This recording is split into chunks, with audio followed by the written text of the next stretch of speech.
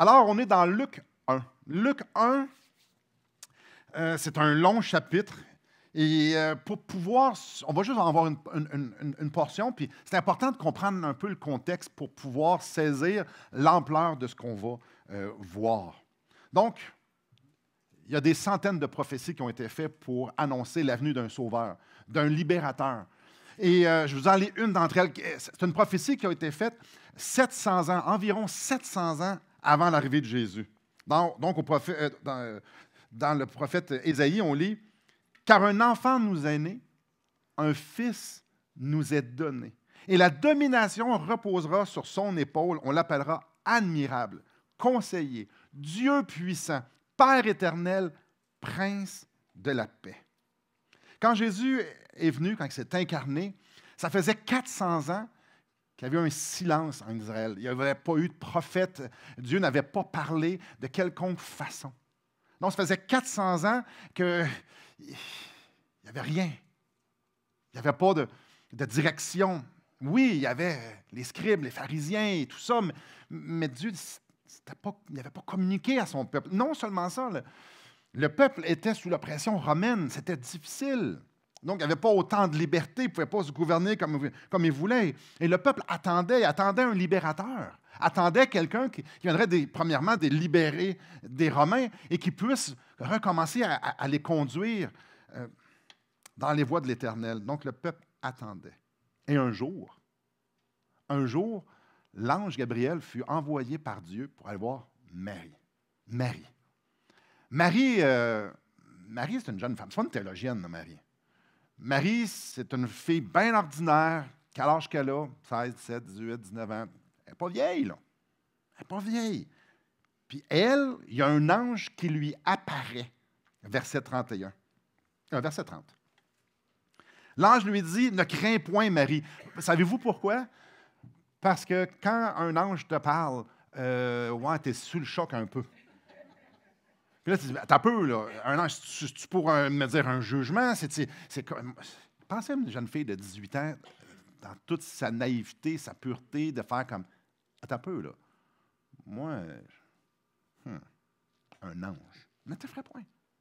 Ne te ferai point. Car tu as trouvé grâce devant Dieu. Et voici, tu deviendras enceinte. Là, juste là, elle devait faire comme, pardon?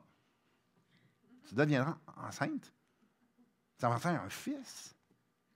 Tu lui donneras le nom de Jésus, il sera grand, il sera appelé Fils du Très-Haut, et le Seigneur Dieu lui donnera le trône de David, son père. Il régnera sur la maison de Jacob éternellement, et son règne n'aura point fin. Je peux juste voir la jeune fille décaissée. C'est quoi la patente, là? Voyons donc, c'est moi, c'est Marie, et voyons donc. Marie est stupéfaite. Comment cela se ferait-il puisque je ne connais point d'homme? Puis tu sais, ouais, il y a l'affaire qu'elle est vierge, puis comme, t'as-tu dit qu'il serait appelé Fils du Très-Haut, le Seigneur Dieu lui donnera le trône de David? Ouais, Jésus qui veut dire, ouais, c'est sérieux, sauveur? Ah ouais, ah ouais. Ah, regardez ce que l'ange lui dit au verset 35. L'ange lui répondit, le Saint-Esprit viendra sur toi. Et là, nous, on est habitués de le lire, puis on connaît toute l'histoire, puis on connaît même la fin de l'histoire. Mais mettez-vous dans les sandales d'une jeune fille de 18 ans qui entend ça. Le Saint-Esprit viendra sur toi, et la puissance du Très-Haut te couvrira de son ombre. C'est pourquoi le Saint-Enfant qui naîtra en toi sera appelé Fils de Dieu. Pas un des fils de Dieu. Il fera partie des fils de Dieu. Non, le Fils de Dieu. Mais quelle nouvelle! Non seulement il y a un sauveur, il y a un libérateur qui va être là, c'est moi qui vais le porter. Tu vas tomber enceinte par les vertus du Saint-Esprit, puis le Messie va être dans ton ventre. Tu sais, quand on parle de nouvelles spéciales, ça, ce n'est une. Drôle de rencontre. Et Luc nous parle que pas longtemps après ça, pas longtemps après que tout arrive, que la puissance de l'Éternel repose sur elle d'une façon tout à fait spéciale pour concevoir un enfant, Marie se dirige vers une proche parente, Élisabeth. Puis voici un petit peu comment ça se passe, verset 39. Dans ce temps-là, Marie se leva et s'en alla en hâte vers les montagnes dans une ville de Juda. Elle entra dans la maison de Zacharie et salua Élisabeth. Dès qu'Élisabeth entendit la salutation de Marie, son enfant tressaillit dans son sein et elle fut remplie du Saint-Esprit. Elle s'écria d'une voix forte, « Tu es bénie entre les femmes et le fruit de ton sein est béni. Comment m'est-il accordé que la mère de mon Seigneur vienne auprès de moi? Car voici, aussitôt que la voix de ta salutation a frappé mon oreille, l'enfant a tressailli d'allégresse dans son sein. » On parle de Jean-Baptiste ici. Heureuse celle qui a cru, parce que les choses qui lui ont été dites de la part du Seigneur auront leurs accomplissements. Et c'est suite à cette rencontre-là, suite à cette conversation-là, que nous avons le Cantique de Marie. Ça, c'est le texte qu'on va couvrir ce matin. Puis ce cantique-là, il est spécial. On peut le voir comme en 4 mouvements ou en 4 parties. Et on voit que dans ce cantique-là, c'est l'expression du cœur de Marie qu'elle fait sortir de sa bouche, qu'elle partage à sa proche parente Élisabeth. Ce matin, j'aimerais ça qu'on médite sur l'importance de la venue de Jésus. Donc, on commence ça, puis ça commence au verset 46. Puis la première section, là, c'est une section douce. C'est une section calme. Au verset 42, on a vu Élisabeth s'écrier d'une voix forte. Elle s'exclame, c'est extraordinaire. Wouhou! Mais pour Marie, c'est tout autrement. Mon âme exalte le Seigneur.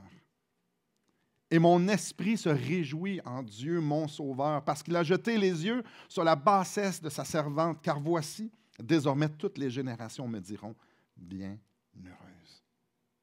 Par la construction de la strophe, dans la langue originale, on peut remarquer que les mots qui sortent de sa bouche expriment un profond recueillement personnel en elle. Elle n'est pas en train de parler à Élisabeth. Elle n'est pas en train de chanter à Dieu. Comme je dis, c'est l'expression de son cœur qu'elle fait juste s'exprimer devant Élisabeth. C'est comme si un volcan est en train de... Il y a beaucoup d'actions, puis ce n'est pas des gros pétards qui sautent, c'est plus la lave qui coule doucement. Il faut qu'il y ait quelque chose sans qu'il y ait de grandes éruptions. Elle a été choisie pour porter celui qui sera le sauveur du monde. Elle a été choisie pour porter Dieu fait chair. Ça bouille en dedans. Pensez-y un instant. Dieu s'incarne et c'est moi qui le porte. Ben, moi, je ne pourrais pas m'imaginer. J'ai de la misère. Mais mesdames, vous avez quand même une petite idée. Non, pas tant? Il n'y en reste pas longtemps. Ouais, c'est spécial.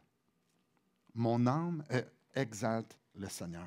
Dans la Bible, l'âme fait allusion aux pensées, à la source des émotions, aux traits qui nous différencient des traits de caractère. En fait, c'est la tour de contrôle de notre être. La Bible appelle ça l'âme. Puis, mon âme exalte.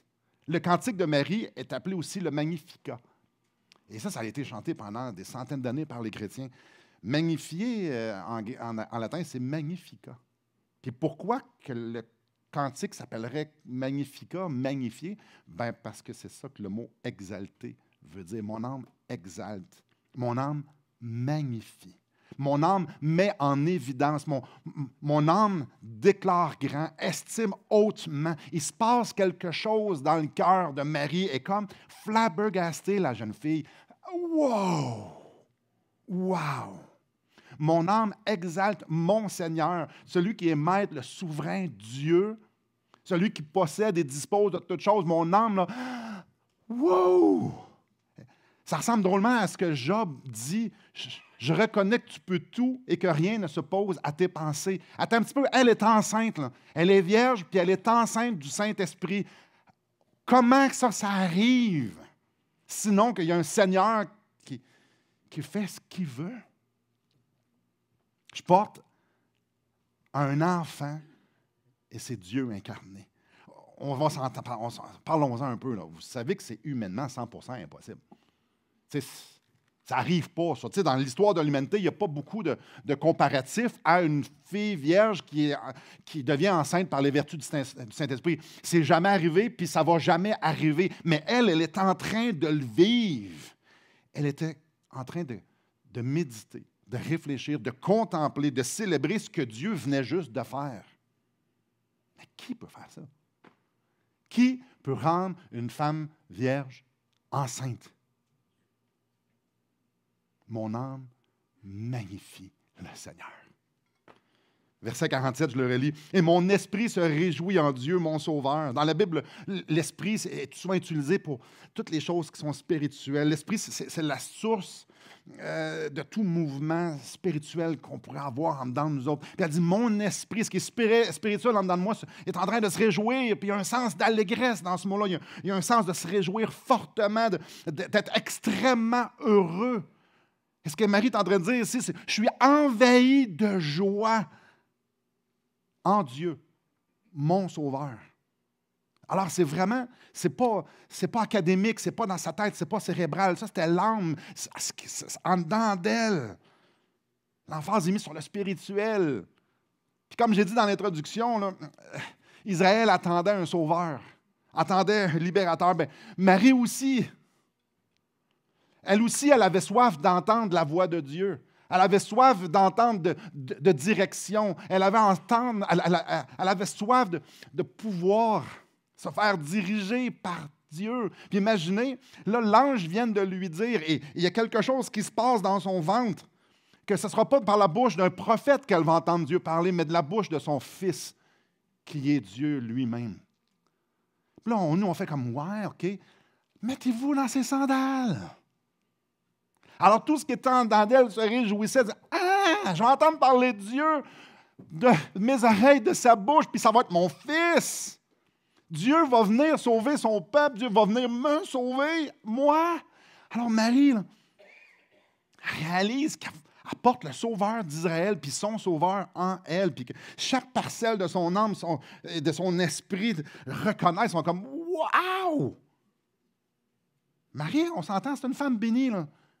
Comme c'est arrivé juste une fois dans l'histoire de l'humanité, c'est juste Marie qui l'a expérimenté, ça.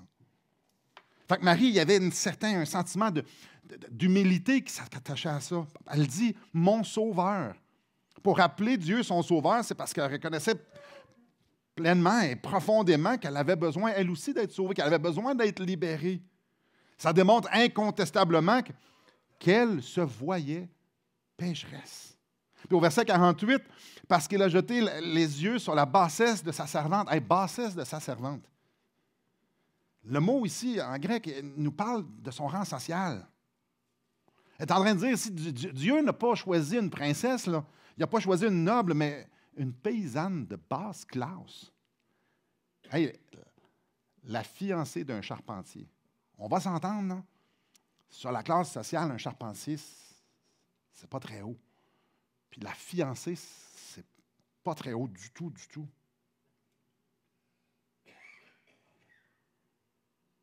On peut voir l'humilité de Marie. Marie ne se voit pas méritante. Marie ne se dit pas comme hey, « ouais, non, moi, je comprends que c'est moi. » Non, non, c'est plutôt vraiment le contraire. Il a jeté les yeux. Son cœur, il est humble, puis il médite la grâce qui lui est faite. Il a jeté les yeux sur la bassesse de sa servante. C'est Dieu qui a fait quelque chose ici. Elle n'avait rien à voir. C'est Dieu qui a jeté les yeux vers elle et sur la bassesse. Ce n'est pas parce qu'elle avait quelque chose de bon, mais l'acte vient de Dieu et l'acte, d'une façon souveraine, Dieu dit, c'est toi. Elle reconnaît qu'elle a été choisie par Dieu, puis elle reconnaît que ça n'a rien à voir avec elle. Cette portion de verset-là, verset 48, démontre qu'elle n'était pas grand-chose. Mais que ça ne dérange pas être pas grand-chose. Ce qui est vraiment important, c'est que Dieu est Dieu. Car voici, désormais, toutes les générations me diront bienheureuse. Es-tu orgueilleuse, la madame, ici?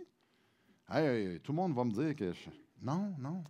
Non, non, non. Elle est juste en train de réfléchir à la portée de la grâce qui est en train de se produire, de recevoir. Rappelons-nous ce qu'Élisabeth a dit au verset 42.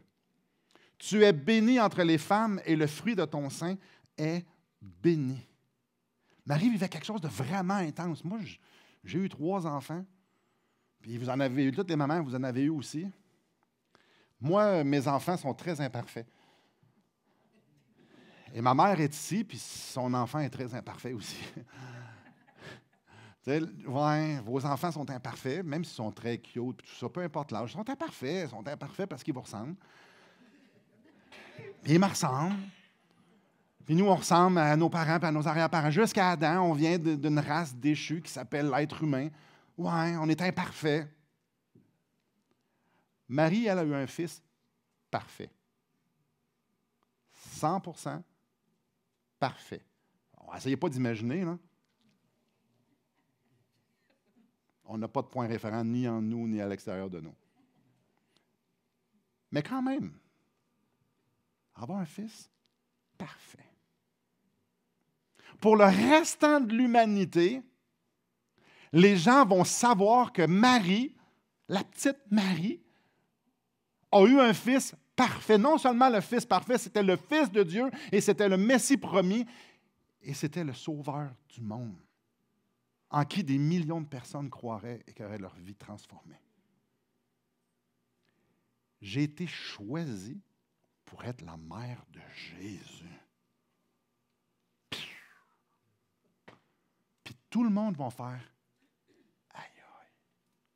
Ici, il faut faire attention, Marie n'est pas comme oui, hey, c'est le fun, c'est je suis enceinte, puis tu sais, la bonne humeur. Non, pas du tout. Le cœur de Marie est profondément sobre face à ce qui est en train de se passer en dedans d'elle et ça la pousse à bouillonner avec d'adoration, puis c'est comme un volcan, puis elle pense, elle réfléchit à tout ce qui est en train de se produire, de ce qui avait été annoncé, de ce qui est en train de se passer, de ce que ça va produire. Puis elle magnifie le Seigneur. Là, on est rendu à la deuxième section. Puis où est-ce qu'on est rendu? Il commence à avoir un peu plus d'action et un peu plus d'émotion, un peu plus de passion qui est là. Verset 49. Parce que le Tout-Puissant a fait pour moi de grandes choses. Son nom est saint et sa miséricorde s'étend d'âge en âge sur ceux qui le craignent. Alors ici, Marie, elle énumère les perfections divines qui viennent d'éclater en sa faveur. Le Tout-Puissant. Tout-puissant. Puis ça fait référence à ce que l'ange lui a dit au verset 35. La puissance du Très-Haut te couvrira. Le verbe fait ici. Le verbe fait.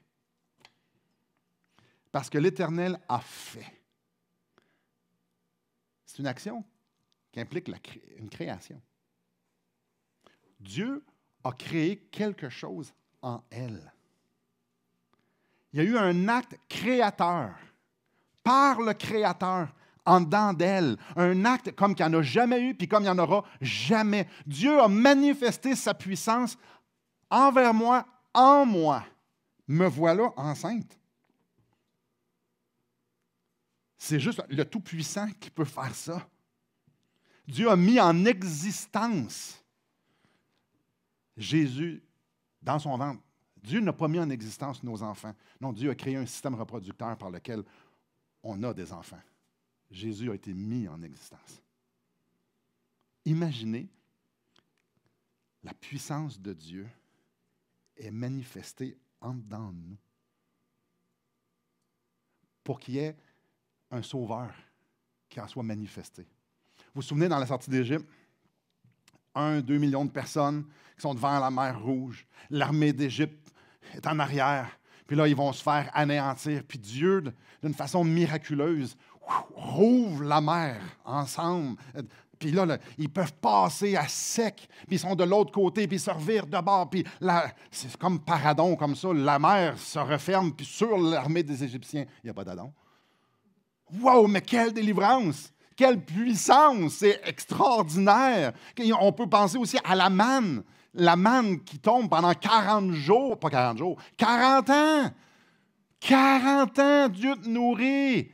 40 ans, il n'y a pas d'eau, ouais, il en sort d'un rocher. Mais quelle délivrance, quelle puissance! Avez-vous déjà vu, vous autres, du pain tomber du ciel?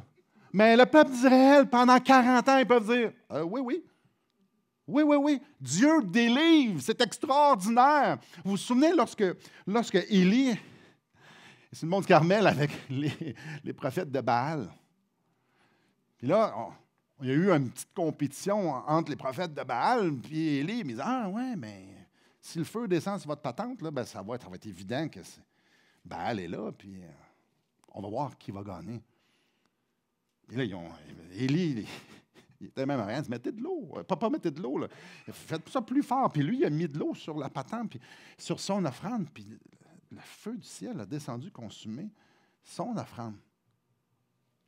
Quelle puissance Dieu manifeste.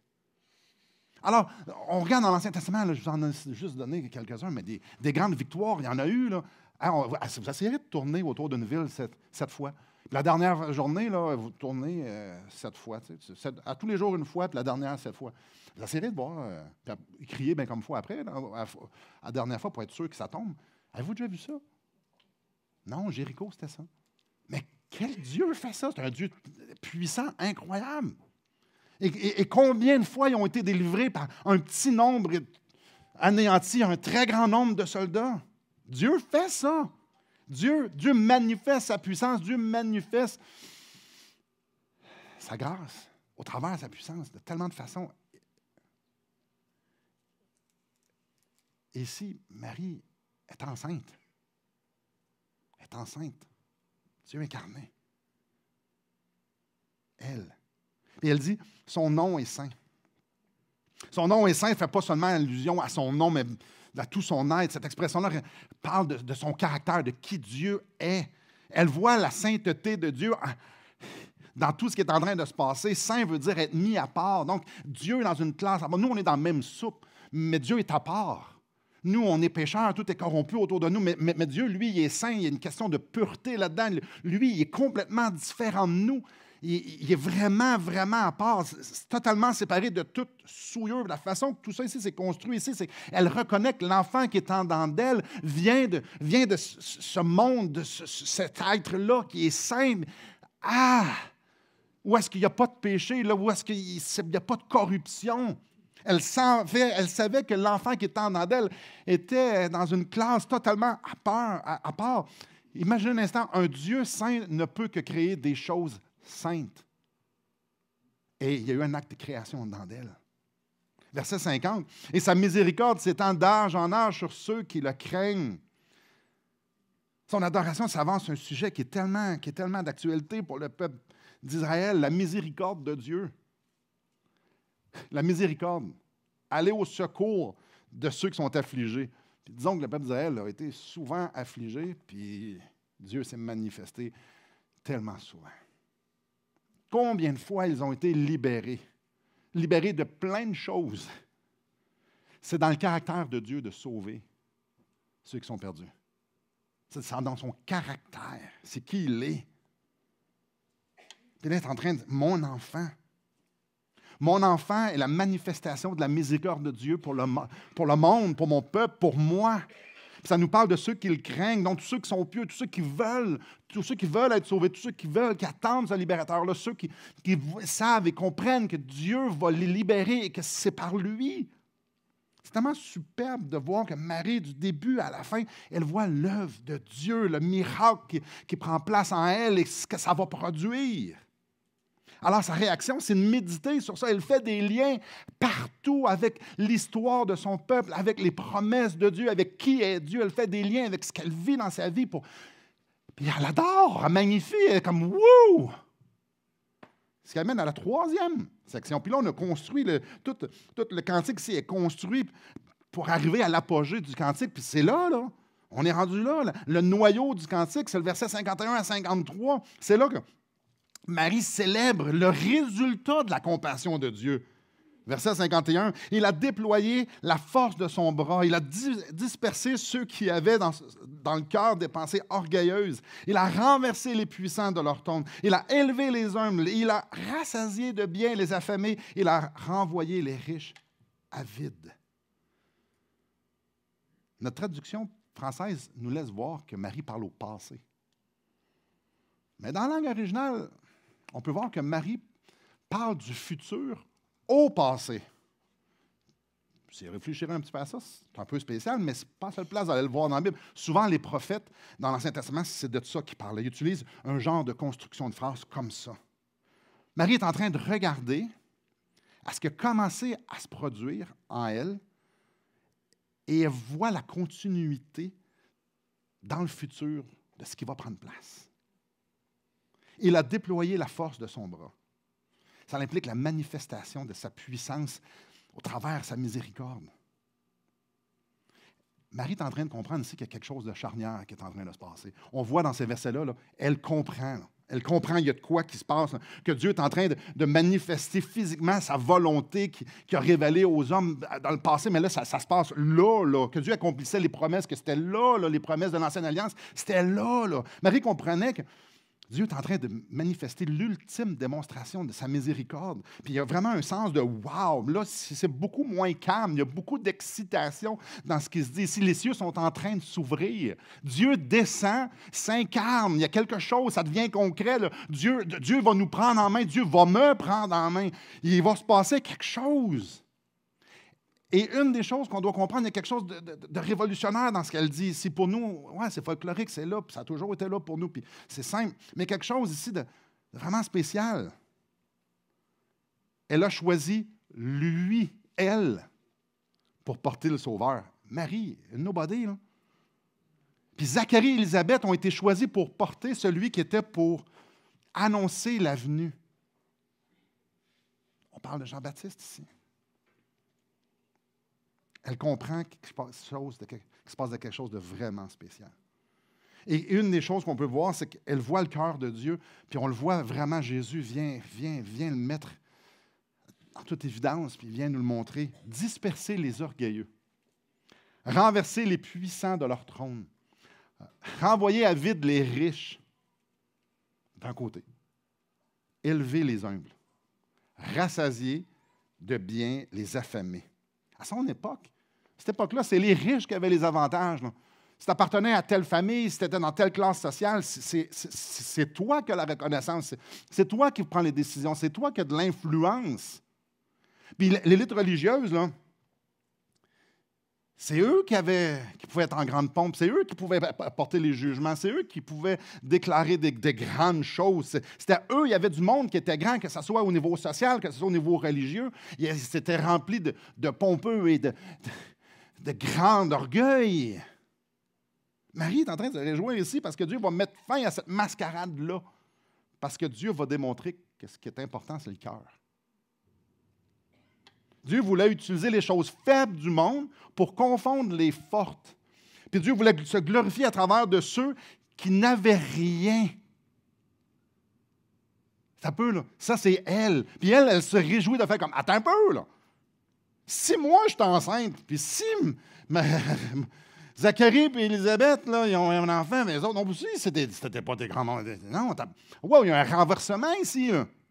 Marie est émerveillée. Dieu vient sauver la faible. Dieu vient sauver et utiliser ce qui n'est pas grand-chose pour sa gloire. Comme si un verre, tu sais, ta vie, c'est un verre vide. T'es rien, t'as rien, le verre est vide. Et avec ce qui est en train de se passer, tu réalises que Dieu est en train de faire couler des fleuves éternels dans ton verre vide. Que tu fais, wow! Ça arrive à une conclusion. Verset 54-55. Après avoir atteint l'apogée, le cantique reprend une allure calme. Il a secouru Israël, son serviteur. Et il s'est souvenu de sa miséricorde, comme il l'avait dit à nos pères, avant Abraham et sa postérité pour toujours. Ça s'achève par la contemplation que Dieu est fidèle. Dieu est fidèle. Dieu l'avait dit, puis Dieu le fait. Wow! C'est pas pour vous, mais c'est extraordinaire. On peut lire ce passage-là puis faire comme, ah, ouais, OK, c'est beau. Ouais, un instant, là, qu'on prend le temps juste pour y penser un peu. Si on voit une jeune fille que son cœur est excité, son cœur est rempli de joie, de gratitude, d'adoration, juste l'idée que Dieu est fidèle. Pour elle, l'idée que Dieu soit fidèle et qu'il garde ses promesses envers un peuple corrompu, envers une pécheresse comme elle, wow, elle est comme, ah! Marie avait compris c'était quoi la grâce. Elle savait que c'était Dieu qui initiait et qu'il venait appliquer sa miséricorde. Non pas parce qu'il y avait du monde bon et fidèle là-dedans, non, c'est plutôt tout le contraire. Dieu venait appliquer sa miséricorde parce que Dieu est miséricordieux. Oh, Marie, elle est inondée de l'idée que son Dieu est gracieux. Puis le fait que tout ce qui se passe autour d'elle puis en dedans d'elle démontre que Dieu est gracieux.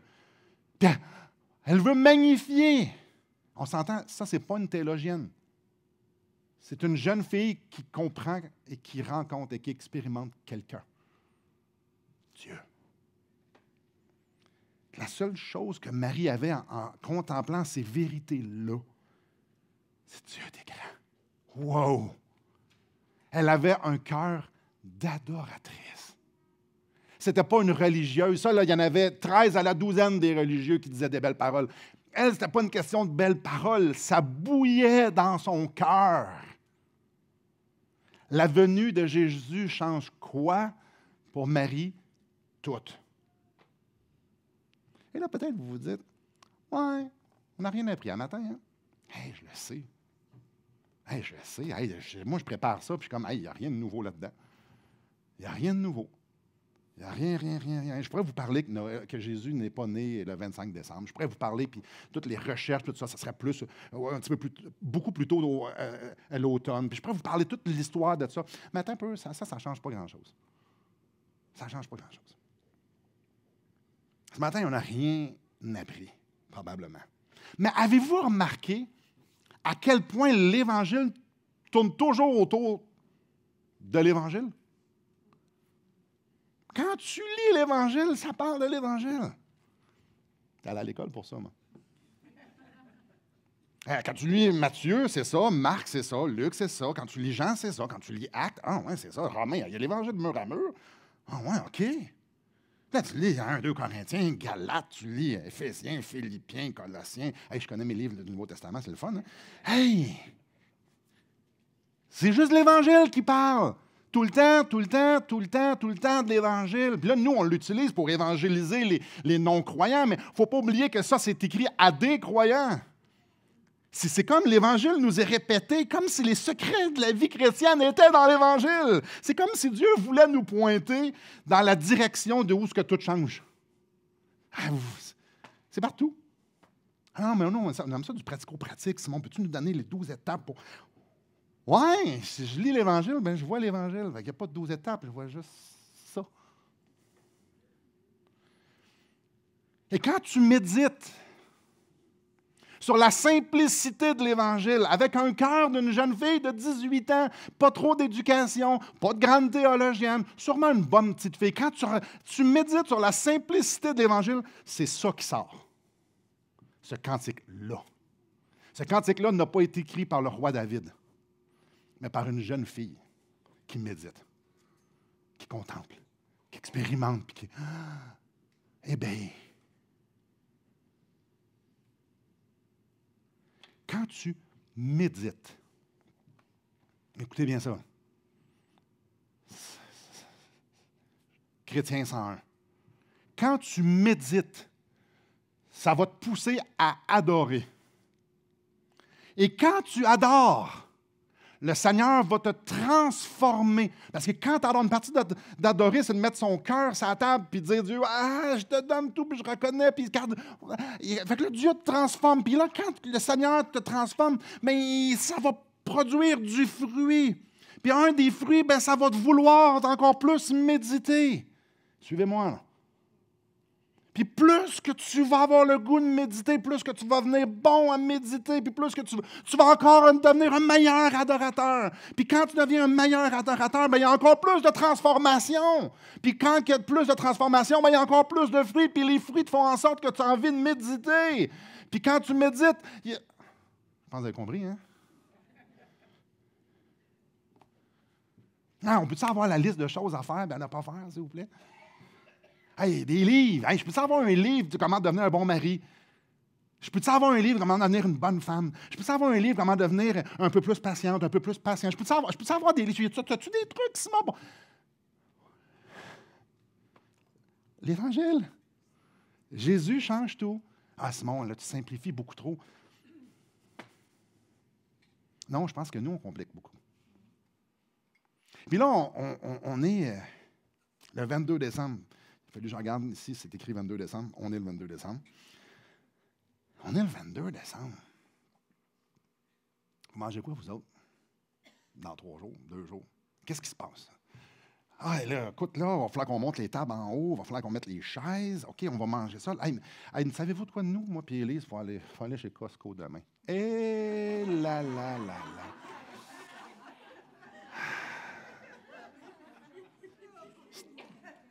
Ouais, moi, je ris moins, mais ouais, c'est ça. Parce qu'ils ne donnent pas de cours de conduite pour les cartes chez Costco, là. Hein? C'est demain qu'on y va aussi. Aïe, aïe, aïe. Je suis prêt à payer les livres qu'elle y aille tout seul. Hey, je vais faire le ménage de toute la maison, laver les fenêtres s'il faut. Je peux-tu pas y aller? Hey, on se comprend, là. Puis là, on va cuisiner, puis j'espère juste que la dinde ne sera pas trop sec cette année. Il va-t-il avoir de la chicane cette année? Ah, ma belle-sœur vient. Oh boy. C'est pas vrai. On va chez ma belle-sœur. Ouais. Moi, je n'ai pas d'argent cette année. Ouais, ça va être sec pas mal. Oh, je suis tout seul cette année. Dès le 24, on devrait être moins seul. Mais il y a tellement de choses. Hey, j'ai mal cette année. Cette année, j'ai perdu un être cher. Cette année, j'ai appris des mauvaises nouvelles. Cette année, c'était une année de chinoise. Ah ouais, puis là, hey, c'est même là, on va faire quoi? Là, mes enfants, ils ne me parlent plus, ils ne viendront pas. Puis, hey, connaissez-vous ces cassettes-là? Encore cette année. Ou ça va super bien, je viens de m'acheter une nouvelle maison, puis je viens de m'acheter un nouveau char, je m'en vais en vacances, ça va être extraordinaire parce que, sérieusement, vivre la misère au froid, vivre la misère au chaud dans le sud, on aime mieux être dans le sud, mais on vit quand même la misère, on est quand même... Ça ne remplit pas tant. Wow! Il y a quelque chose que je veux qu'on retienne du texte de ce matin. Quand tu arrêtes, quand tu prends une grande respiration, pour méditer l'Évangile, oh, il se passe quelque chose. Quand tu arrêtes. Quand tu prends le temps, là, je ne vous parle pas de 5 minutes, là. Non, quand tu dis, je vais me lever plus tôt. Ah, je ne peux pas me lever plus tôt. OK, bien quand tu ne vas plus sur les réseaux sociaux, ou quand je vais fermer la télévision, ou quand je vais arrêter de parler des autres, puis je vais juste me taire. Quand tu arrêtes, il y a 24 heures dans une journée. Hein. Ah, tu en travailles 14, super, il en reste 10. OK, il y a pour le transport, parfait, 1 heure y aller, 1 heure revenir, il en reste 8. Tu dors 6, c'est suffisant. 7. Quand tu arrêtes. Oh, oui, mais Simon, non. Quand tu arrêtes, puis tu médites l'Évangile.